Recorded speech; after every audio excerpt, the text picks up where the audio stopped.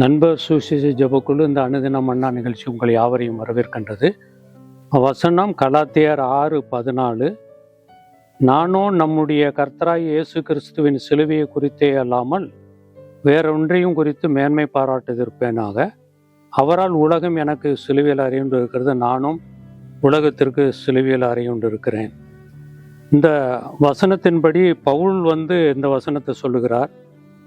உலகம் அவரால் உலகம் எனக்கு சிலுவையில் அறியுண்டு இருக்கிறது, நானும் உலகத்திற்கு சிலுவையில் அறியுண்டு இருக்கிறேன் என்று இந்த வசனத்தில் சொல்லப்பட்டிருக்கு. அதுபோல் இயேசு கிறிஸ்துவனுடைய வாழ்க்கையிலும் கூட இந்த பூமியில் அவர் இருக்கும்போது உலகம் அவரை வெறுத்தது. அதனால் அவர் என்னை உலகம் வெறுத்ததுனாலே உங்களையும் அது உலகம் வெறுக்கும் என்று இயேசு கிறிஸ்து இதில் சொல்லியிருக்கிறார்.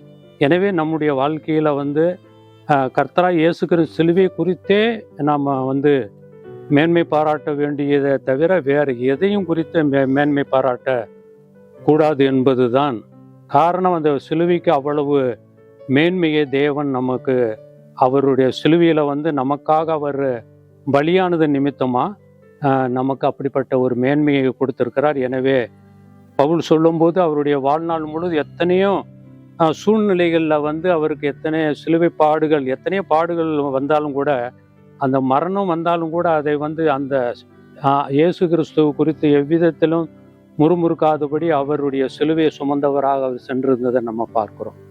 ஆண்டவர் தாமே இந்த செய்தியை ஆசீர்வதித்து தருவாராக. ஜெபம். நேசிக்கிற நல்ல ஆண்டவரே, இந்த அருமையான வேலைக்காக நன்றியோடு உண்மை துதிக்கிறோம், உண்மை ஸ்தோத்திரிக்கிறோம்.